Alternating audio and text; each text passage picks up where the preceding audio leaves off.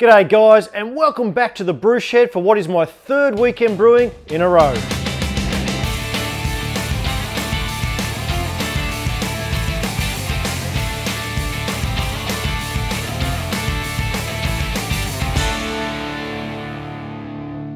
The weather's getting colder down here in Tassie, which means two things for me. One, I get to watch the footy again, and secondly, I'm back in the brew shed.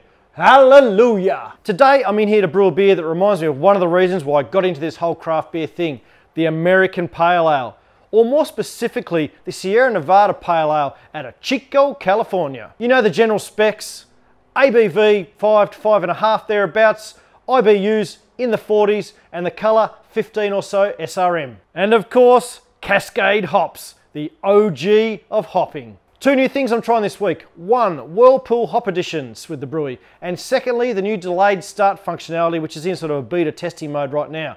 So basically, I'll mill all my grains, get all my hops ready to rock and roll, put them all in the machine, connect up the water, and then I'll press start, but delay the actual start of the brewing by 60 minutes. So by the time I get to my son's soccer game, after I've pressed start and get back here, Brewie will have heated up all of the strike water and be ready to mash in, which will just be awesome.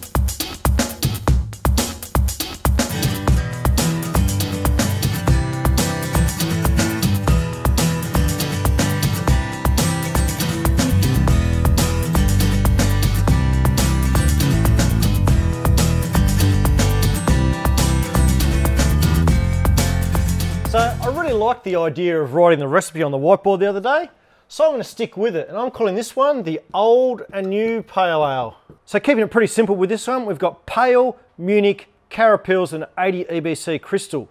We've got a 90-minute mash and a 15-minute sparge and a 60-minute boil. Once again, I'm going to do my first attempt at a Whirlpool Hop Addition, and for the hop bill here, I'm mixing some Citra in with the Cascade hops for an old school, new school 1-2 punch. So there you go. That's why I called it the Old and New Pale Ale. Pretty clever, eh? See what I did there?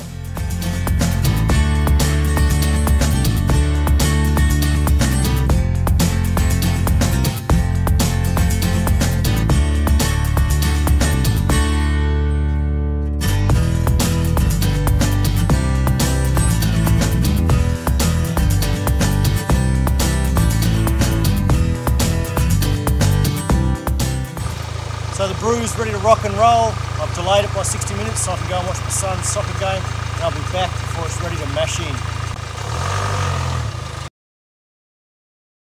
Well, I'm going to call that perfect timing, because I just got back from the soccer, walk into the shed, and Brewie is just mashing in.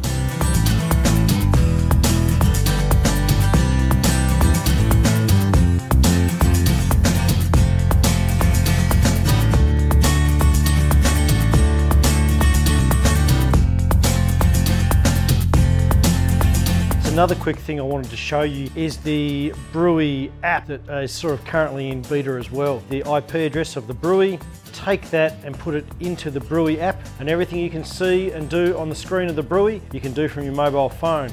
I'm just going to head down to the house, check out the latest footy score, and all the while I can be keeping an eye on what's going on with the Brewie. So I've just paused the cooling process of the Brewie at 70 degrees, and here are my Whirlpool hops in their stainless container, just spraying them to make sure that they're all good.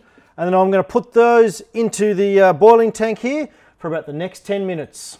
So why all of a sudden have I decided to muck around with Whirlpool hops? Well, advice. And I get a lot of it from you guys on this channel. And I take it all on board and I really love it because I'm learning so much. But one bloke in particular, Klimt, who really helps me out with some of my recipes, suggested maybe I should try the Whirlpool Hop Additions for something a little bit different. He uses them in his own recipes and thinks that they're great.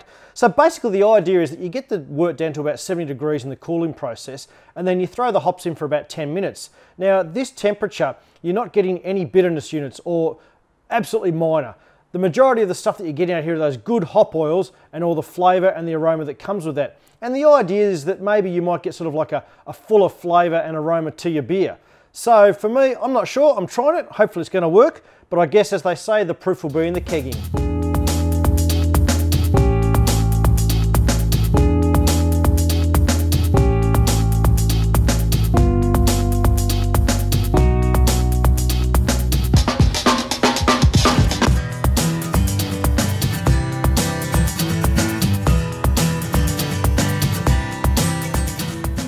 Well, there you go. The end of another great brew day. Really, really happy with this one.